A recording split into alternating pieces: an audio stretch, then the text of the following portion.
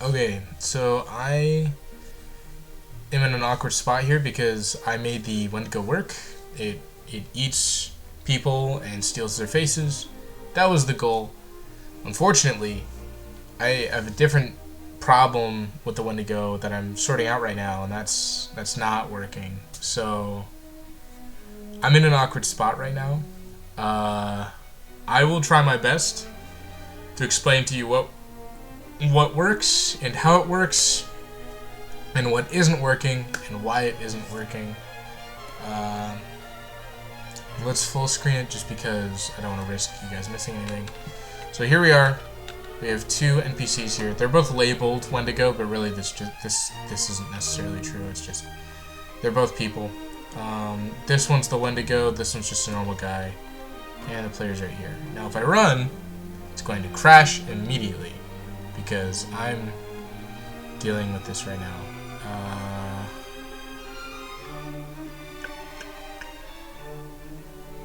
Oof. This is a little bit awkward. So the idea is essentially that when these two guys are in an isolation area, and we know that because they are within this collision shape right here, that means that these two are in a room alone by themselves. And how do we know that we're alone? Because it checks the distances of everybody in here as well as what they are a part of. So, for example, if the body is a vessel, it adds 1. That's everybody. If the body is the game manager Wendigo, it adds 5. If it's the player, it adds 3. So, what it does is it adds all these numbers together, and then I have sort of like an enumerator type thing going on here, where if it's 7, that means that it's just a Wendigo and just an NPC. It'll run this command, which you guys might be familiar with from last time. If it is 10, it runs fight, which is just a print statement. And any other scenario, it runs blammo, which means nothing happens. And so the idea is that basically, if the Wendigo is alone with a NPC, it'll eat the NPC, steal its face. Great, hello, howdy, great. What that means is that it takes the closest vessel, and it takes the second closest, and it frees it, which means it's deleted. Or, no, it takes itself and deletes itself, and it sets the second closest, that being its prey, and turns that into the Wendigo. So the idea behind that is that lore-wise, what will happen is that when a Wendigo has led you into a room, if it's by itself, then it'll transfer its consciousness into the body of whoever it just took into the room, and then using that body, it'll eat the initial body it's from. I have a reason for that later, but I don't feel too sort of motivated to explain that to you.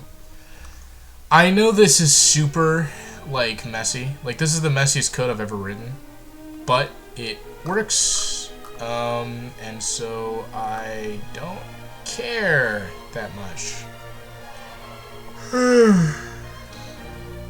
I'm very tired.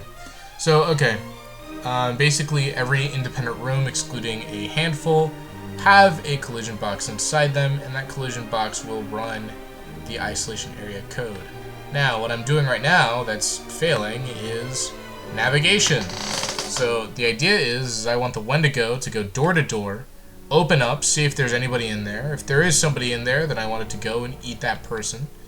And if there isn't somebody in there, then I want it to move on to the next door. And if there's 2 people in there, I want it to join the party and then just sort of like convince one of them to leave for whatever reason. And I don't have that totally figured out yet.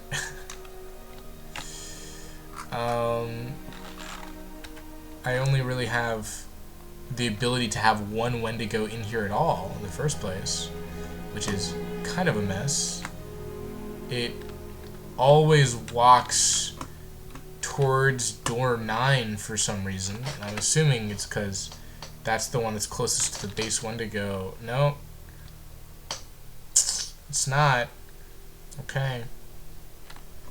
Okay, because this is door 2. I think door 9 is actually here. Okay, hold on. Wendigo. I could be wrong. It could be closest. No. Door 2 is definitely closer. Okay. Okay, doesn't... Whatever. Point is, I have this. This is part of the Behave plugin. Behave is essentially a behavior tree plugin. And the reason I want to use behavior trees is because I know that the Xenomorph from Alien Isolation used behavior trees.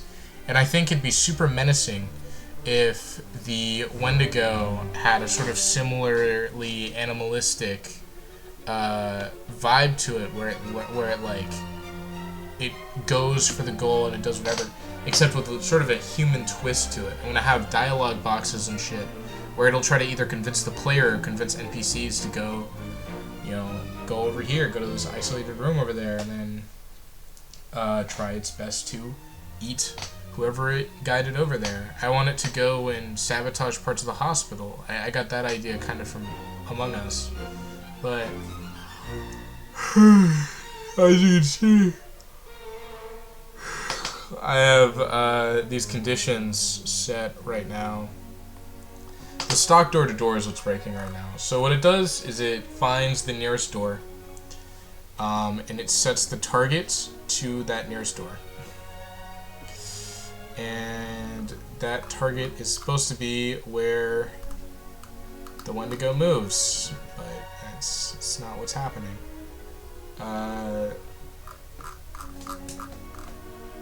Now, Wendigo I wrote by myself with the help of Mustafa. Stock door to door is a mix of my work, a tutorial's work, and Claude's work. And I know it's really gross whenever Claude comes out of my mouth, or any AI, frankly, because I don't like using AI at all. But ultimately, I was just having it for some touch-ups. I had it basically debug for the code I had. And if it's any consolation, it didn't work. I'm going to have to basically figure out all this myself anyways, which is usually what happens every single time that I use AI for code ever anyways. So, yeah, I can tell you what it does step by step though. Obviously, we're very familiar with this section. I've used for loops to find the closest whatever. Very common. This is what Claude did instead of just using the sort function, which I don't know why I did that. I asked it about it, and it's like, yeah, you could have just done what you did, but this is what I did. I'm like, okay, well, fucking whatever. It's way less readable. I'll probably low-key replace this with like what I usually do, like in the isolation area code. See, where is it? Oh, here we are. So yeah, you don't have to do all that. Or wait, no, this is wrong. Wait, no, this is right. Yeah, you don't have to do all that. You can just use the sort command. You don't have to have a custom sort. This is, I don't know if it's overkill, but it's at least annoying to look at. So like I said, I'm probably gonna fix this just because even though it is shorter, even though it is more efficient, it is also less readable, and readability is very important to me. I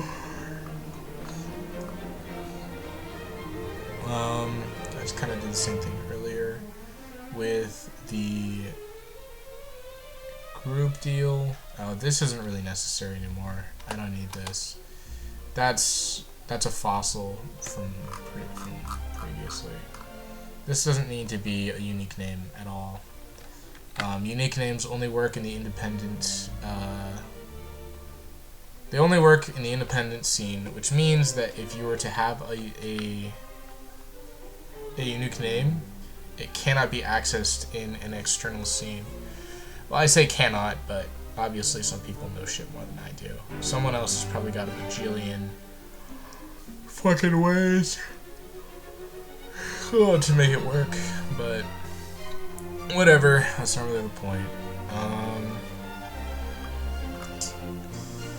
Right now I'm trying to work on the navigation meshes. So basically, these are supposed to be the floor. So automatically off rip we have an issue because these are not the floor. These are very much elevated areas that are not the floor. So I have to deal with that later. Beyond that, this is probably why cell width has to be smaller. Cell size like 0.01. Great.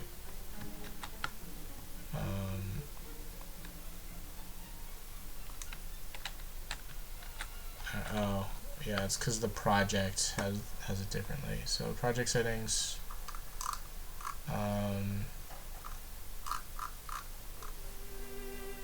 Navigation, world, 3D, default cell size 0.1. Yeah, great. Alright. Oh, wait. Alright, sure. Oh, wait. Oh. Well, no. Damn it. Cell size 0.01. Close, and I want this to be 0.01. Alright. Oh. Save this, then close, and then we'll clear, bake, yep. And still didn't work. Okay, great. Awesome, awesome, super sick actually. Super rad. These are all supposed to kind of connect. I guess just both. Let's see. Does that fix things? No, not really. Didn't fix anything at all. Cool. Great, that's super rad. Sampling layers. This is my first time messing with any of this, so I'm really just like I'm just spitballing here. Just trying my best to figure out how any of this fucking works. So this is supposed to be the floor. That's a problem though, obviously, because it's raised up like 6 feet too high, and that's an issue. So I have, this guy has a navigation agent. It's supposed to be that when he stands on this floor, the navigation agent kind of gives him like the ability to think about his next move, and he should be able to roam the halls. But what happens right now is if I have to delete one of these guys. There we go. What happens right now is just he walks into the. Oh, well, I guess he doesn't do it here. Usually he walks into the floor, which is a problem, but I guess he's not doing it right now. He's just not up to it. But if I have the player, I have it over here. Cool. I probably have some sort of fucked up thing in the code where, yeah, look at that. I don't even know what's going on. But yeah, that's what I've been doing so far. Sorry that I'm so tired. I've not been getting.